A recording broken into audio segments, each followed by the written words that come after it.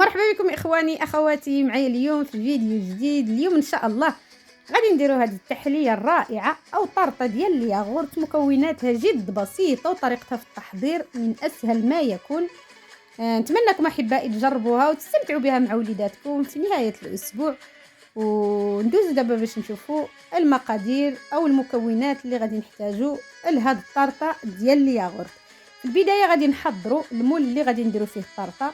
غادي نشدوا ورق الزبده او ورق الطبخ، غادي نرغنوه بهذه الطريقه في الماء، غادي نحيدوا منه الماء نعصروه باش يشد لينا ديك الفورمه ديال المول. انا هنا استعملت المول ديال القطر ديالو 18 سنتيمتر. بالنسبه لهاد المكونات يعني كيعطي واحد الارتفاع زوين لا باس به.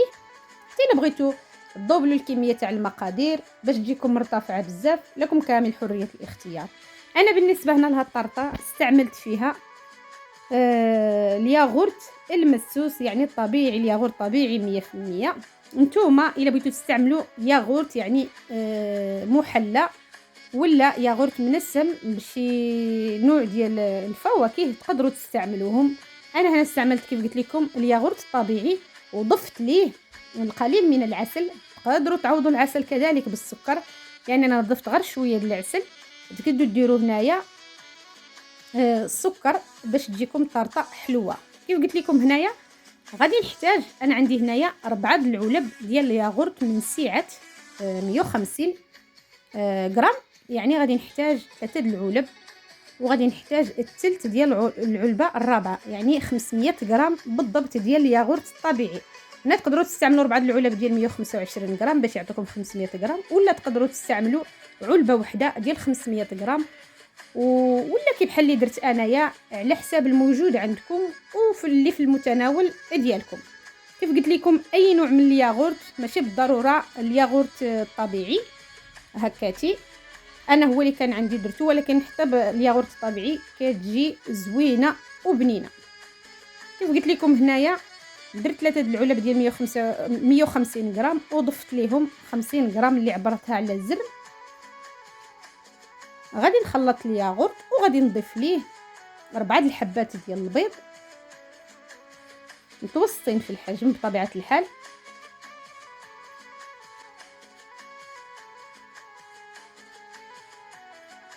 غادي نحركوه هكا شويه يندمجوا. من الافضل تخرجوه من الثلاجه يكون بحراره المطبخ. هنا 4 الحبات ديال البيض متوسطين، يعني ماشي صغار، اما متوسطين اما كبار شويه.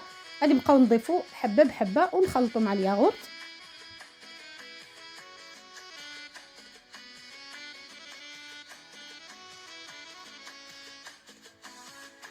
الصراحه احبائي كتجي رائعه رائعه، نتمنىكم تجربوها. وحتى بالنسبه لوليدات ملي كيكونوا صغار يدخلوا معكم المطبخ يعاونوكم بنياتكم وليداتكم، ماشي مشكله، تستمتعوا معاهم لانها ما فيها بزاف ديال المكونات. وحتى الطريقه ديالها كيف قلت لكم ساهله، يعني داكشي كيتخلط مع بعضياته وديروه في المول.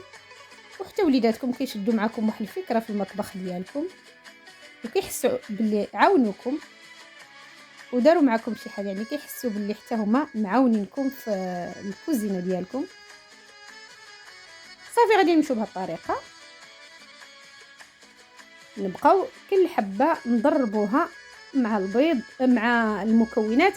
انا هنا دربت غير بالضراب اليدوي. هنا بطبيعه الحال تقدروا تستعملوا الضراب الكهربائي، ولكن درجه السرعه يعني تكون غير على واحد. يعني احنا ما بغيناش نطلعوا كريمه ولا شي حاجه، بغينا غير يتخلطوا المكونات، يعني السرعه تكون غير على واحد باش تقدروا تخلطوا المكونات مع بعضياتها.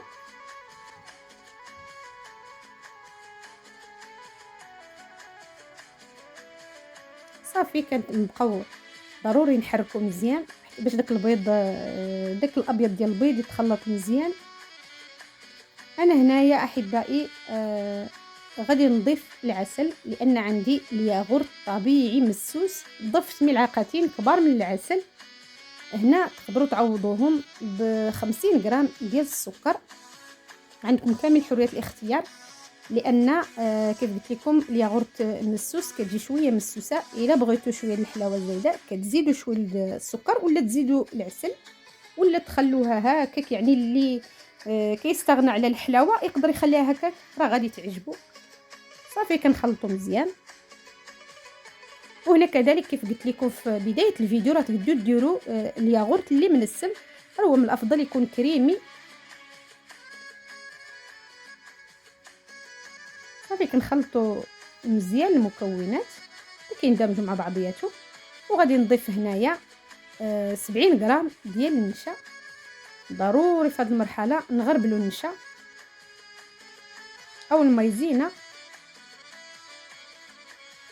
يعني كنغربلوا المايزينا باش ما تكور لينا مع الخليط. وغادي نحركوا كذلك المايزينا مع الخليط. وهادو هما المكونات فقط اللي غادي نحتاجو للطارطه ديال الياغورت. صافي هنايا نحركوا بالزربه باش ما تكور المايزينا مع الخليط، باش ما تخلي لنا دوك الكويرات. او نخلطوها حتى تخلط مزيان كيف قلت لكم. وهادو هما المكونات، وهذه الطريقه راه جد بسيطه وسهله، يعني راه 5 دقائق تقريبا باش تحضروها واجده غتكون. صافي الخليط انا بما انني درت غير الضراب اليدوي غادي نصفي الخليط ديالي. ملي غادي نبقى نكبو في المول، هذا هو الخليط اللي حصلنا عليه، انا غادي نصفيه. بالنسبه لكم الا استعملتوا الضراب الكهربائي راه ما كيحتاج تصفيه، يعني غادي تكبوه ديريكت في المول.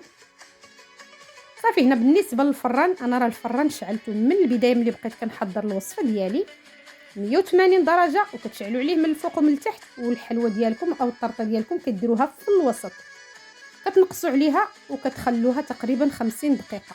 ملي غتخرجوها من الفران غادي تحطوها في البوطاجي ديالكم وغتغطوها بواحد السربيته بحال هكا. ومن بعد غادي ديروها في الثلاجه ساعتين، ضروري تخلوها ساعتين في الثلاجه. وغادي تحصلوا عليها بهذا المنظر هذا.